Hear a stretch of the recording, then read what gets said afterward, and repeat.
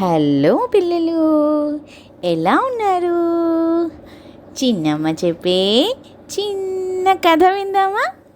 కథ పేరేంటంటే వెతికే పని ఎవరిది? పరమానందయ్యకు పక్క ఊరిలో ఒక చిన్న పని పడింది. దాంతో శిష్యుల్ని పిలిచి ఎడ్ల బండి సిద్ధం చేయమని చెప్పారు. మీ తెలివితేటల గురించి నాకు బాగా తెలుసు, అందుకే ముందే చెబుతున్నా, ఎవరి పని వాళ్ళు చెయ్యండి, ఇంకొకరి పనిలో జోక్యం చేసుకోవద్దు అని అన్నారు పరమానందయ్య గారు. దాంతో శిష్యులు ఎడ్లకు గడ్డి పెట్టడం ఒకరు, నీళ్లు పెట్టడం ఒకరు, బండి తోలడం ఒకరు, గ్రామం పొలిమేరలో గురువుగారిని నిద్రలేపడం ఒకరు, ఇలా ఒక్కో పనిని ఒక్కొక్కరు పంచుకున్నారు. పరమానందయ్య ఎక్కగానే ఎడ్ల బండి మెల్లగా ముందుకు సాగింది. కొద్ది దూరం వెళ్ళాక ఆయన నిద్రలోకి జారుకున్నారు. శిష్యులు బండిని అనుసరిస్తూ ఉన్నారు. ఇంతలో ఒక శిష్యుడు గట్టిగా అరిచాడు, ఆ అని. దాంతో మిగతా వాళ్ళు ఏమైంది, ఎందుకలా అరిచావు అని అడిగారు. ఎద్దు మెడలో కట్టిన గంట కనబడడం లేదు అని చెప్పాడు అతను. అక్కడందరూ వెతకడం మొదలుపెట్టారు. ఇంతలో వాళ్లకు గురువుగారు ఎవరి పని వారే చేయాలి అని చెప్పారు కదా, మరి గంట వెతకడం ఎవరి పని అని అనుమానం వచ్చింది.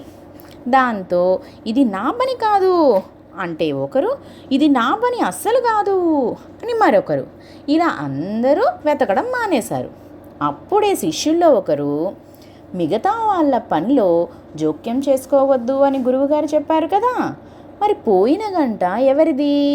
ఎద్దుది కదా, కాబట్టి దాన్ని వదిలిపెడితే అదే వెతికి తెచ్చుకుంటుంది అని అన్నాడు. ఆ ఆలోచన మిగతా వాళ్లకు నచ్చింది. దాంతో బండిని చెట్టు కింద ఆపారు. అది కింద వాలకుండా కర్రలు పెట్టారు.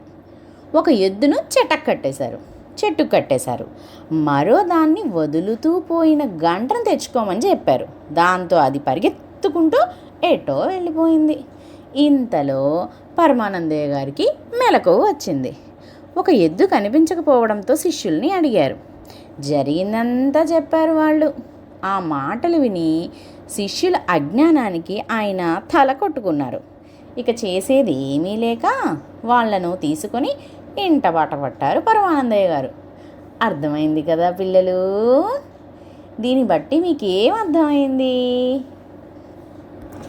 మనం ఏం చేస్తున్నాము అనే దానిపైన కొంచెం దృష్టి పెట్టి పని చేయాలన్నమాట. ఓకేనా? సరే పిల్లలు, ఇంకో మంచి కథతో మళ్ళీ కలుసుకుందాం. మీకు ఒక ప్రశ్న, పరమానందయ్య గారికి ఎంతమంది శిష్యులు?